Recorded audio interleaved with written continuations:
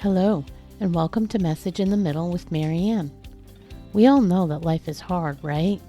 It's messy, it's unpredictable, but it can be wonderful all at the same time. My hope is that we can take a deep dive into self-development topics and explore life's lessons through book clubs, conversations, and interviews. And together, we can uncover the lessons that others have already learned to help us navigate this crazy, wonderful ride called life.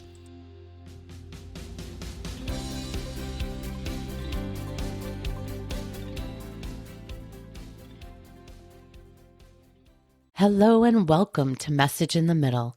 I'm your host, Marianne, and today's conversation is one I think many of you have been waiting for, even if you didn't know it yet. We're talking about what happens when life doesn't go the way you planned, when loss, caregiving, health struggles, and years of putting everyone else first leaves you wondering, why is this happening to me? And is there even anything left for me? And more importantly, what it looks like to decide that the answer to that question is yes. My guest, Debbie Weiss, has lived that question. She's a best-selling author, speaker, host of Maybe I Can podcast, and she knows firsthand what it means to rebuild after loss and rediscover herself in midlife. For decades, Debbie carried the weight of infertility, weight struggles, years of family caregiving, and grief, along with the quiet but persistent belief that her circumstances were the reason her life didn't look different. Then at 50, something shifted. Not her circumstances, but the way she chose to show up for her life. That shift became the foundation for her memoir, On Second Thought, Maybe I Can, and her follow-up book, The Sprinkle Effect, where she explores how small intentional changes can create meaningful momentum forward. Debbie speaks openly about resilience, identity, and the courage it takes to start again later than you expected. In this conversation, she offers a powerful reminder that no matter your age or circumstances, you still have far more agency than you may think. Debbie, welcome to Message in the Middle. Oh, Marianne, thank you so much for having me. I'm excited to be here. Same. So we had a nice pre-chat, but we didn't get into any of the specifics. We were talking more about podcasting. So I would love it if you could step into your life before all the change, before the reshift in your perspectives. What would we see and what wouldn't we realize was going on underneath the surface? What a good question, because my answer was actually going to start with what you see on the outside and what was really happening are not the same thing, which is so often the case, right? Yeah. So on the outside looking in, I think, your typical, oh, this is the American dream. I was married, have 2 sons, live in a beautiful house in a nice neighborhood, my lovely dog, who I just lost 2 months ago, and all the things, right? Everything. I have my own small insurance agency. And from the outside, everything looked good. But on the inside, I was really falling apart and had been for many years and hadn't really realized it. Because, as you said in the intro, I became a family caregiver to my father when I was 17. He had a massive stroke. He survived, thankfully. And my parents were divorced. My father became permanently disabled, and I became his caregiver for the next 30 years of his life. And so stepping into that role in my early adulthood was not what anyone expects. Yeah. And very difficult. But early on, I was happy to be that person who was there for my dad. But as the years went on, I became resentful. And then getting married, and I went through infertility struggles for many years. And then our oldest son at 2 was diagnosed on the autism spectrum. And then he added other diagnoses. And that was going on, when I was still caring for my dad. And as my dad was actually, going downhill as he was aging. And so the caregiving got more intense. And I was exhausted. I was burnt out. I was resentful that I was taking care of everyone and everything. I had to worry about my team at work and my customers and my family and my father. And I don't know if I don't want to sound sexist, but with living in a household with three boys, my husband being one of them, and what an idiot, I got a male dog too. Each day in the morning, it'd be like, okay, here's where you're going. Here's what you need. I'd like have to turn him around and point him in the direction, right? And Yeah. shove him out the door. Yeah. It was exhausting, exhausting. Yeah. And I was quick to anger. I was, abusing food. That was my drug of choice to deal with the pain. Mm. And my dad died about a year and a half before I turned 50. But it was, It was a yeah, lot. Sounds it like it was was a lot. a lot. It was a It was a lot. lot. It was a Yeah. lot. And I know I've missed a lot, but it was a lot. And I couldn't understand why me. I'm a Mm. good person. What did I do to deserve this? That's a great lead in, the why me, because you openly talk about living in that victim mentality for years, right? That's a big part of your story. But I want to go deeper than that. So, what does that actually feel like on a Tuesday in the ordinary moments? And like, what's the inner monologue there that you're telling yourself? I'm telling myself I'm unlucky. I'm a good person. I know I'm a good person. Yeah, I make mistakes just like the next one. But to the core, I'm a good human being. And I don't understand why I'm cursed. And every time, depending on what year we're talking about, social media was not a big thing, thank goodness, right? But I would see fellow moms and how what their life looked like to me from the outside looking in, and how they were worrying about things that were so trivial in my mind. If only I had to worry what my kid is going to wear to dress up for Halloween as. Yeah, I still have to worry about that. But what about the fact that my son has an IEP and he's not thriving and he has no friends and he's not invited to the birthday parties? And, my father's in a nursing home and I need to be seeing him and he's calling me all the time. I need help and no one's coming. And you know, I wish I only had to worry about the Halloween costume. Yeah. And so always comparing yourself. And then, of course, when social media hits and you find out all the things that other people are doing, or I find out things that were happening that my kids weren't included in, it was really painful, Mm, very, very painful. I bet. And just really having a lot of pity parties for myself. Now, on the outside, you wouldn't have known that. I've always been upbeat, but inside, I would really get down. I think so many of us will be able to relate to that, to the wondering why me. Sticking with the caregiving for a minute, we all know that caregiving can take so much out of us. And oftentimes, just as you've described, we morph into being everything the person or the people need from us. And many times that comes at a cost of putting ourselves and, the things we like, our true identity, all those things sort of in the back burner.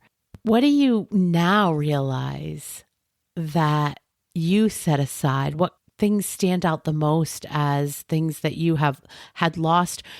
Or do you not even realize it because you started in that role so early? As I think about it now, you started in that role in your late teenage years. So do you even know that there were certain components that you put on the shelf? And if so, have you started to get in touch with those again? Well, I realized that I didn't know who I was as a person. Yeah. And I believed, I think as so many of us do, so many women in particular, that self-care is selfish. I have to put everyone else before myself. Yeah. Otherwise, I'm self-centered, which is not the same as selfish. And that was so wrong because when I realized what I was doing and when I started to learn what self-care actually was, or I should say, all the different components that really make up self-care, I was under the impression, well, I can't go get a massage or, that it's all about that. But for me, it was about so much more and really specifically boundary setting. Mm, And that was something that I had no idea that I was doing or not doing. that makes And sense. that turned out to be a game changer. And so when I realized that my self care, I need to make my self care a priority. Not only was it last on the list, it wasn't even on the Yeah. list. It wasn't. It was that hamster wheel thing. Yeah. And you just plop in the couch at night and Start all over again watch the next mindless day. TV, right? And just, yeah, Yeah. exactly. And wake up and do it again. And what's going to happen the next day? Yeah. And, to boot, I was at one time while all of this was going on, this is so crazy. I had volunteered to be the treasurer of three different organizations simultaneously with everything else that was going on in my life. Why? Because there was a perfect boundary. I couldn't say no. I was a people pleaser. It's like, oh, they need me. Nobody wants to Mm, be treasurer. That's my thing. I graduated from college with a degree in accounting and I was a CPA the first 10 years of my career. So this comes easy to me. Most people don't want to do it. Oh, it's no big deal. And that was about the last thing that I needed mm. was three other organizations wanting things from me, even if it wasn't that much. And learning to say no when someone asked me something was a big thing for me and still kind of an ongoing Yeah. issue, but I've gotten so much better at it.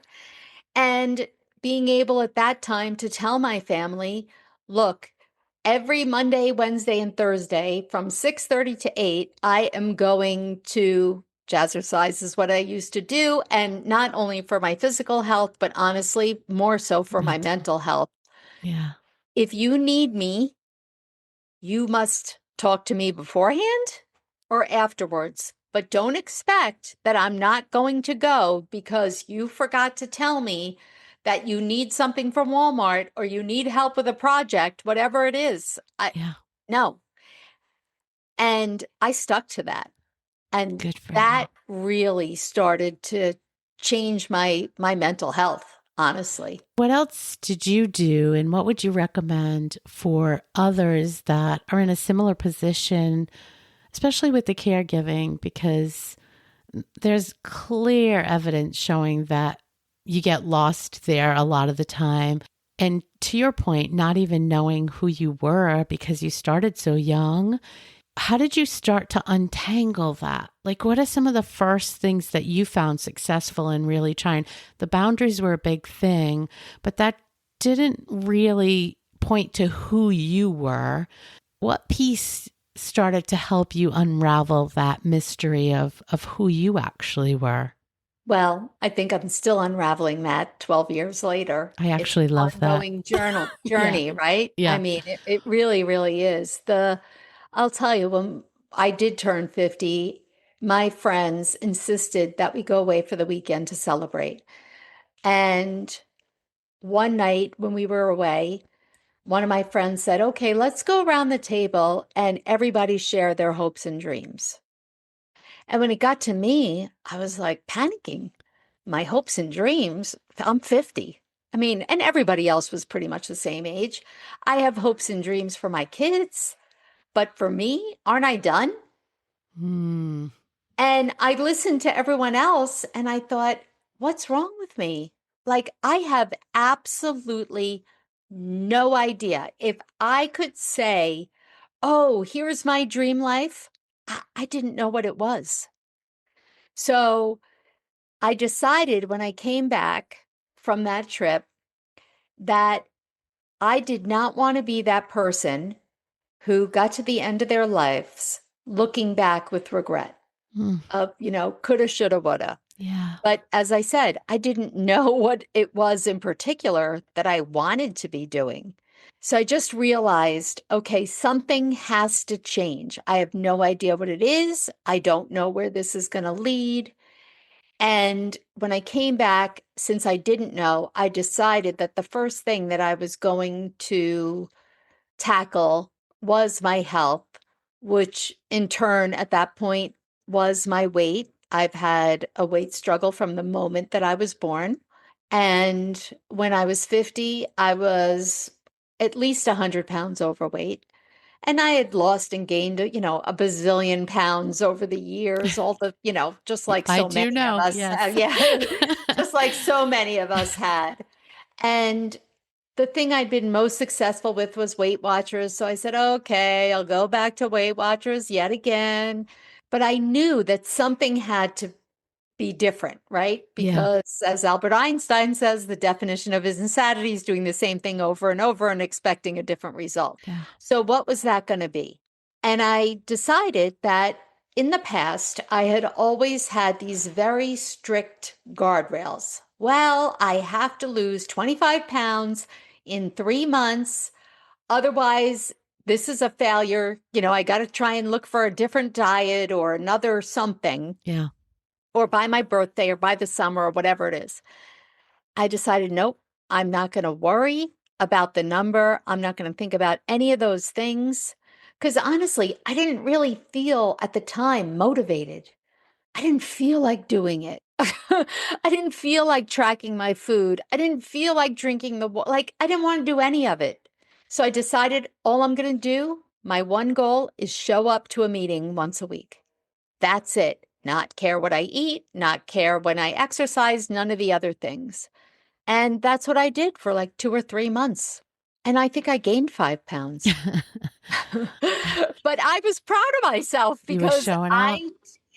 I showed up and that's all I wanted to do. Yeah. And once I felt confident, like, okay, I got this down as a routine, then I added a little something else, a little something else.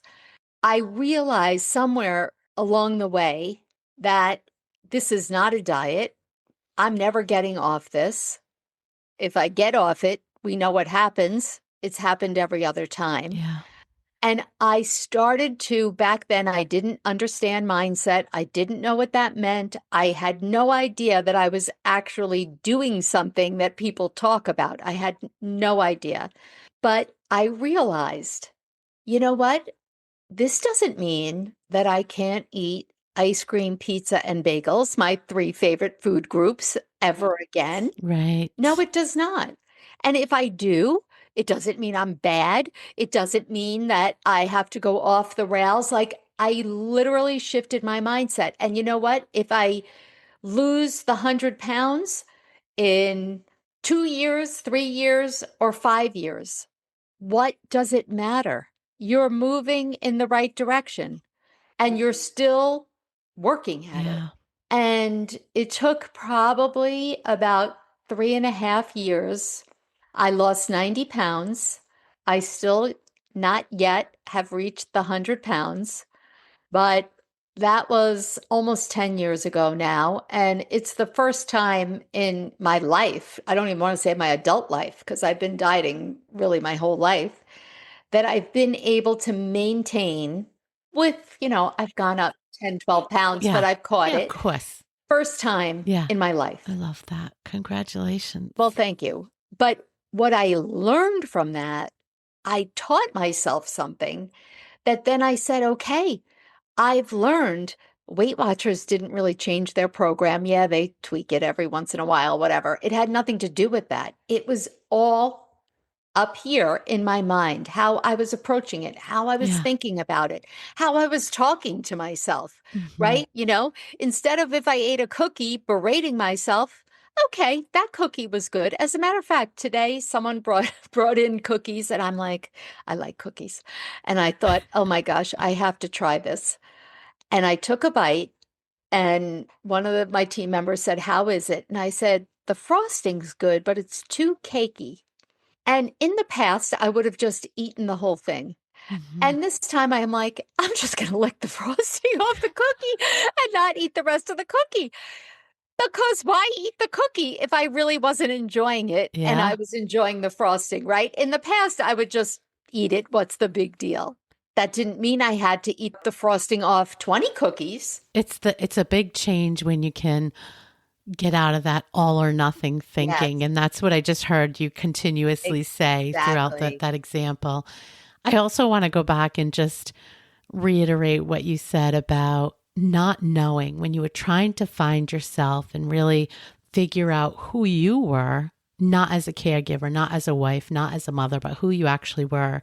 You didn't really know, and you didn't really have goals. And, when you had that conversation with your friends, I think that's so important to hit again, because I literally had someone say to me this week who listens and said, I struggle with, they were actually complimenting a previous guest from last week's show. And they said they were really glad to hear that person talked about just thinking more generally when you're talking about doing a vision board or something like that, because people sometimes struggle to put definitive things down. And I really get that. I certainly know categories, or I can think like of a direction, but to really dream and say, this is my dream, I've struggled with that. And that's what I just heard you say. Yes, But I think the message that I want that person and the listener to hear is, that's okay. Just take a step in a direction that feels right and let it unravel as you go. And it will. And exactly. it Oh my will. goodness. So That important. I can't even say how that has completely been my journey because after the weight thing, I thought, okay, how can I take this mindset thing and apply it to something else? Yeah. And, like you said, when you're looking in categories of your life, I knew, okay, my health was first, but next was my money situation. And I was in a really bad money place, and it's a whole long backstory.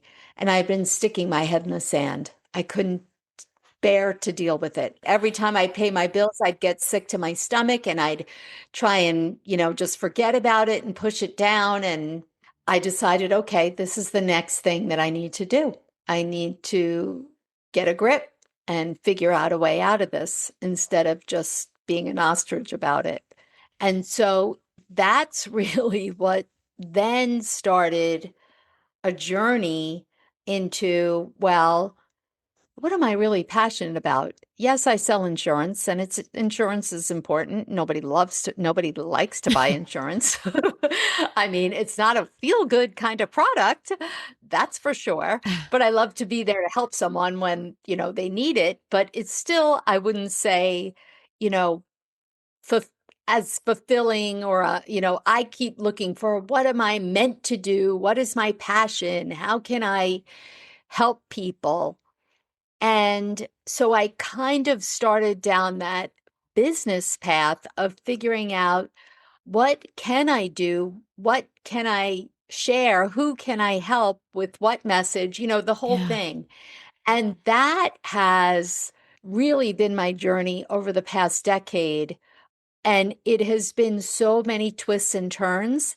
But what's so interesting is if I didn't follow that path and continued to follow it even when it seemed ridiculous, I would not be where I am today. I wouldn't have discovered things. Let me say this. I wouldn't have discovered a side of myself I never, ever knew existed. Hmm. Ever. I'm still shocked that I've written books because I'm a math girl. I like numbers. I don't write. That was not me. The biggest shift was keeping an open mind. Oh, that's And good. really, that's where the title of my Mm. memoir came because I was always the first person to say no. Whatever it was, it could have been something so small. Do you want to learn how to knit? No, I don't knit. I'm not creative. Do you want to learn how to ski? No, that's not my thing. I don't like winter. I always had a no. Mm. How would I know if I would like something? I had already determined that's not for me. I wanted to stay in my safe, comfortable space Yes.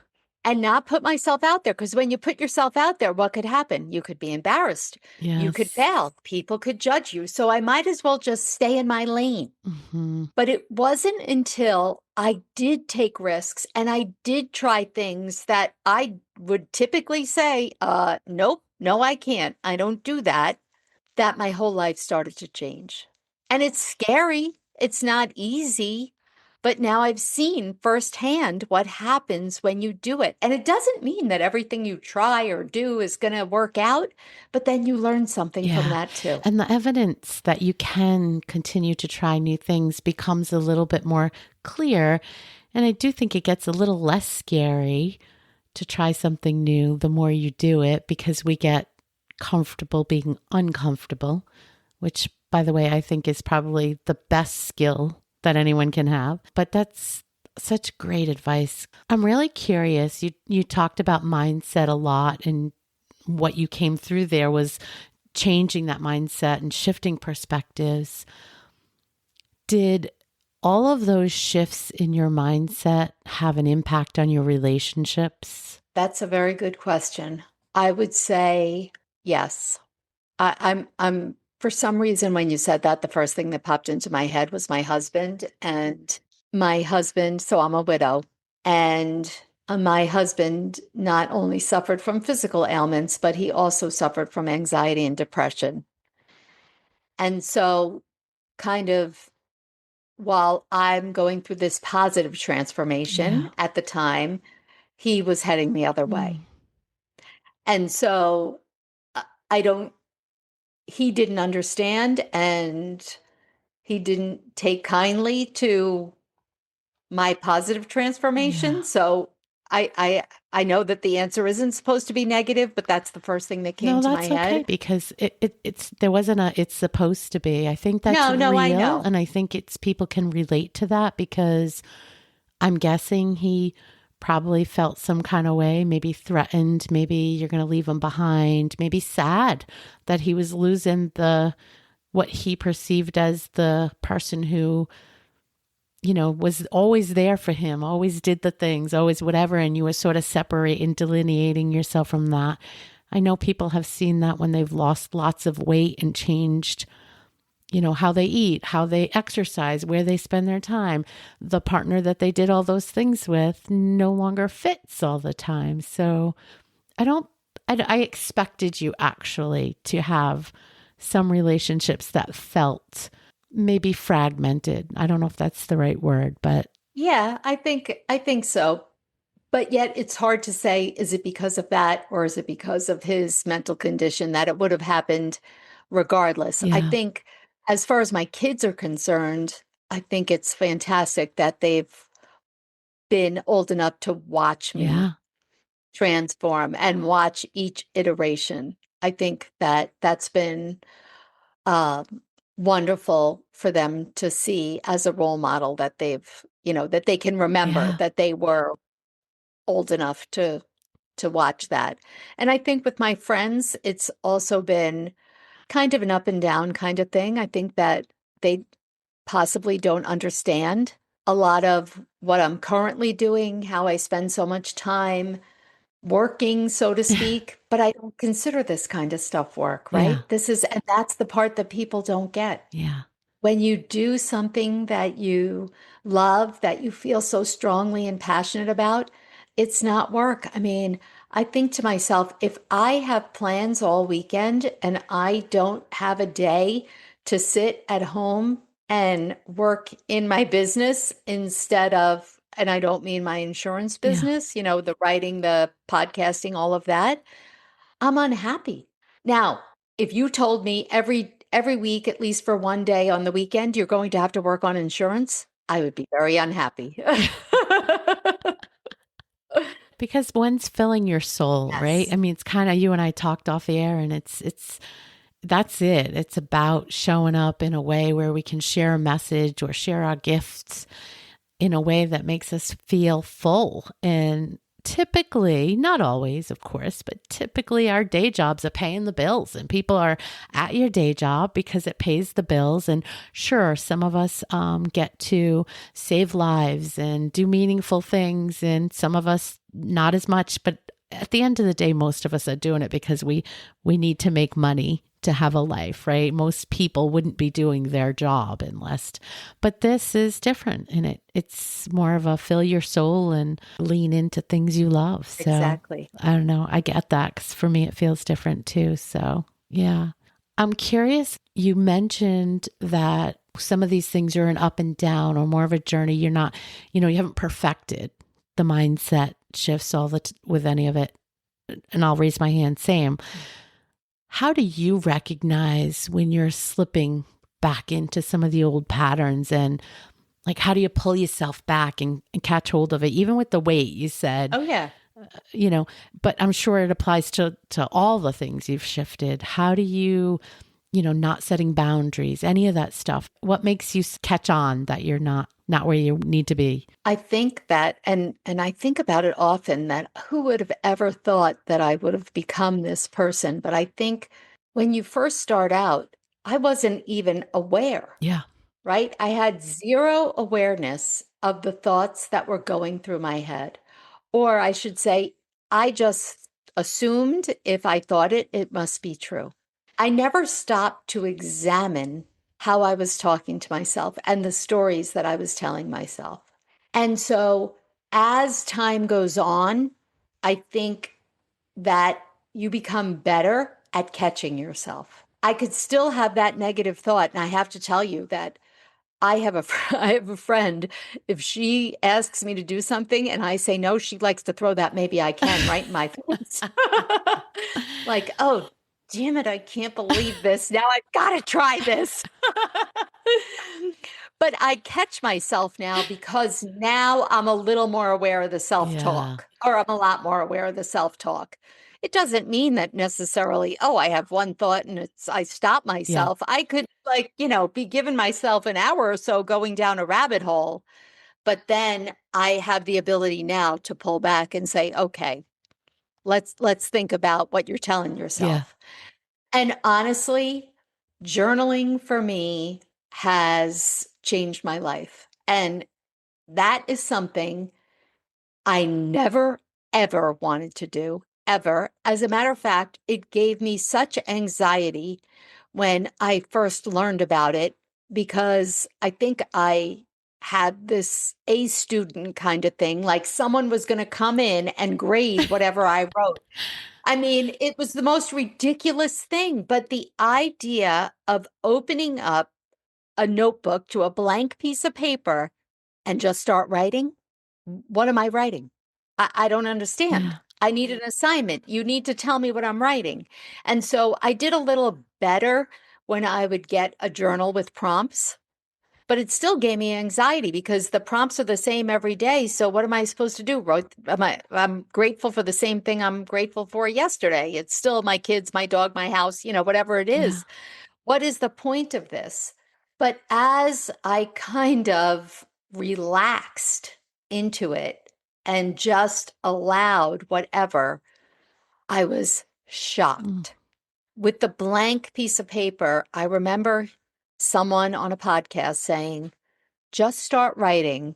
I don't know what to write. I don't know what to write. I don't know what to write. And the next thing you know, you're writing something you didn't even know was happening in your head. It turns into, I don't know what to write. This is so dumb. This is so dumb because I don't want to tell this piece of paper what I'm thinking. But yeah, you're right. Without even realizing it, the next thing you know, it's transitioned from one thought to the other thought to the other thought. And eventually you get a nugget. You said something that made me think. I think for so many years, we controlled everything. The word control just screamed in my head when you were responding. And not in a bad way for you, but the same way I was thinking, relating it to myself. But I think we tried to control everything because we had to be this for this person, do this for that person, make sure all the things were done for these people. Like we really just needed to create control around keeping the chaos in order. And I think staring at that blank piece of paper and not having an assignment, there's sort of no guardrails. There's no control. It's just left to whatever. And I think we have lost touch with how to find that whatever because everything is so tightly wound, so controlled, so restrictive because it had to be. Does that make sense? Because that's what I was thinking about myself when you were talking.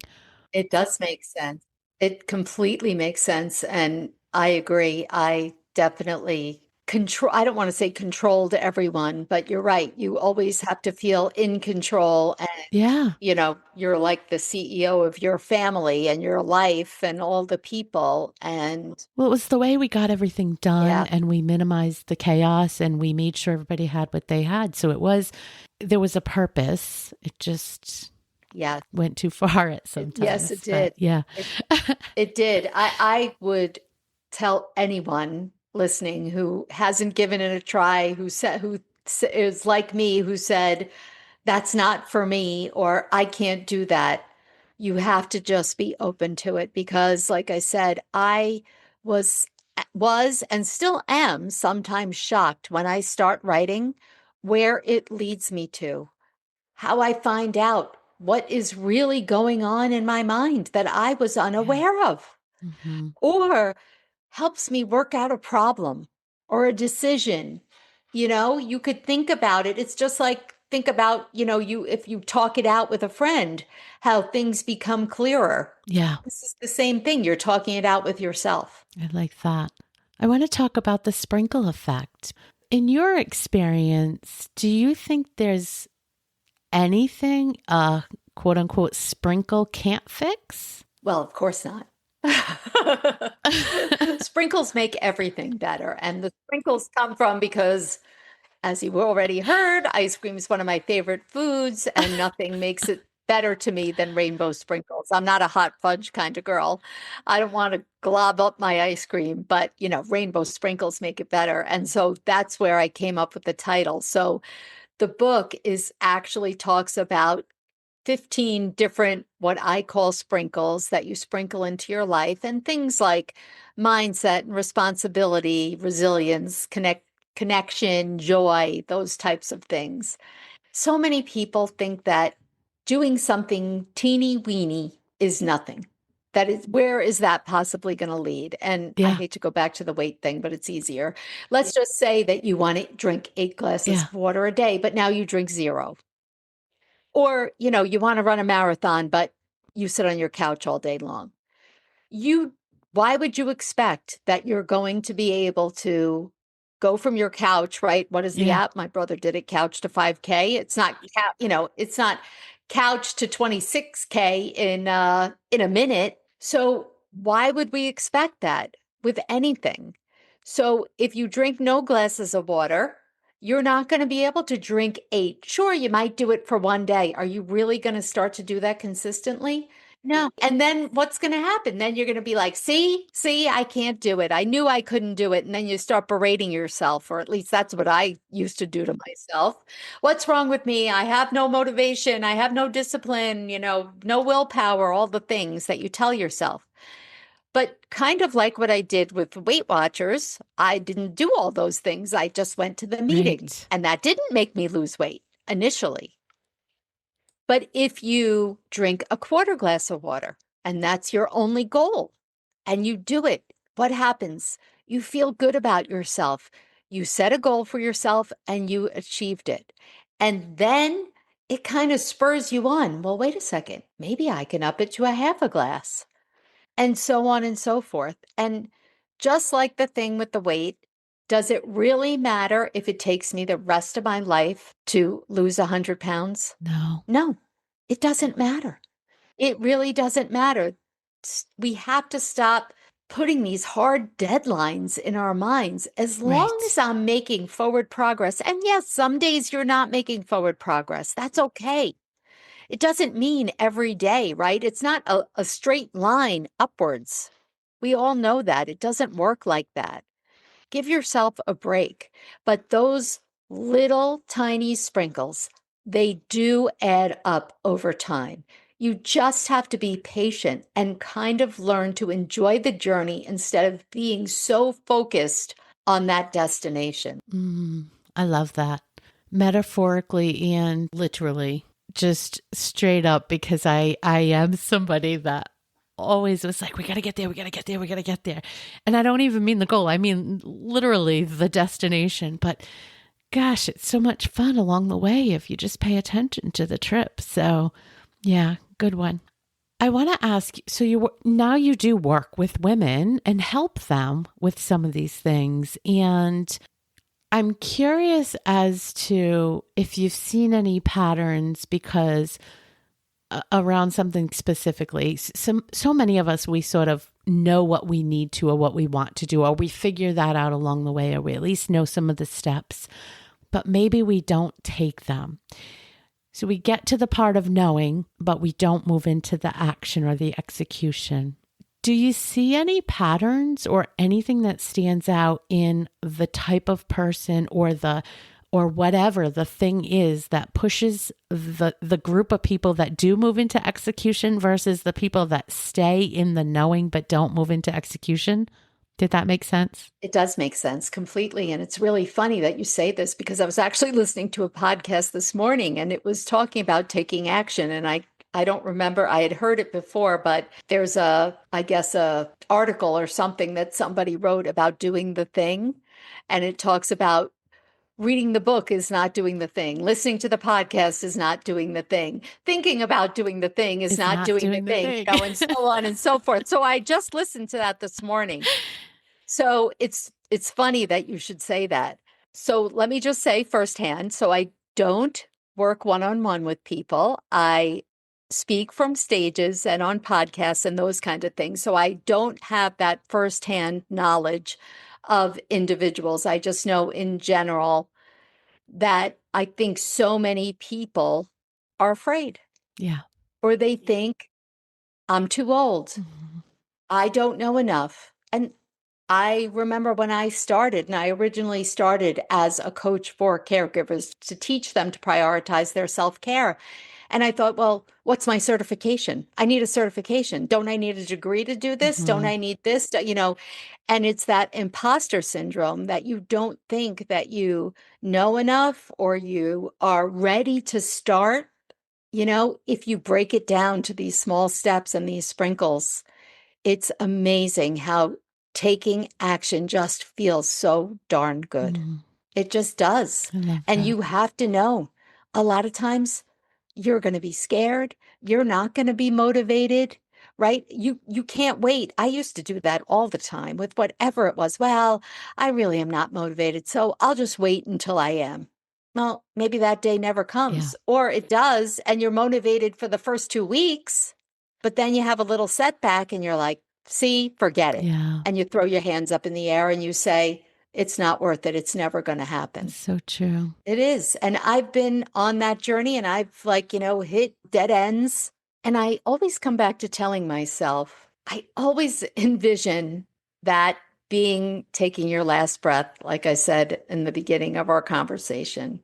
I don't want to wonder if I try and I fail, I tried. At least I tried. And so then I have no regrets. And I don't see in my mind that I will ever stop. There will be no retirement. There will be, because anything that brings you joy or that you're striving for, that's what living is, Yes. right? I mean, again, I'd like to retire from my insurance job. I'm not going to lie. Yes. But from this and speaking to women and from stages on podcasts, all the things. Why? Why? Because we have to help each other. I was going to ask you if you could, looking back now, if you could tell your 35-year-old self something, not the inspirational quote that's in every book, but something real and honest and just the practical, this actually helped me. This is what you need to know. What would it be? And is it what you just said, or is this something else that comes to mind? Well, so I guess this is a little inspirational, but not your typical. When I started this journey, I was doing something. I don't even remember what led me here. I thought I came up with something and a quote or something, and a good idea. And then I'm like, I don't know, that's too good. So I had to Google to see if I made it up or not. And I didn't make it up. I heard it on The Wizard of Oz from Glinda the Good Witch, who said, "You've always had the power, my dear. You Yes. just had to learn it for yourself." Yes. And I gave all of my power to the circumstances, the things that happened to my life, in my life, and to other people. And if I had just realized that that is not the case, that does not and should not be the case, that regardless of all the things that were happening, that I still had, and each of us has the power to take responsibility and lead our lives in the direction that we want. Stuff's going to happen. When I felt sorry for myself, what I wasn't thinking or realizing, things happen to everyone. Where did that old adage, you put your problem in, you're going to take your own back? So this is life. If we don't learn that regardless of what happens, that we have the power to steer our own ship, what's going to happen? That's what happened to me for 50 years. I just let the current take me wherever. That's right. I love that. And I was going to go into our closing question, which is always, if you could only leave one message, what would it be? And I feel like we just left it. So we're gonna she's shaking her head. So Yep, we're gonna absolutely. leave it at that. This has been such a great conversation, but I want to make sure, where is the best place? Where's your most primary place to find you? I will put your links in the show notes, but is there one place that stands out more? I think the best place is probably my website, because all my social media and my books and all the things are there. And it's DebbieRWeiss.com. And again, I will put the show notes. I'll have the list of your links in there as well. But this has been such a great conversation. Thank you for taking the time. And it's been great. Absolutely. Thank you so much for having me, Marianne. Thanks so much for listening to today's episode of Message in the Middle. I hope you found something in this conversation that reminded you that you're not alone and that midlife isn't about winding down. It's about waking up. You're not done. You're just becoming. If this episode speaks to you at all, please share it with a friend who needs to hear it. And if you're enjoying the show, I'd be so grateful if you could take a moment to leave a review. It really helps other women find this community and this podcast. Until next time, take care of yourself.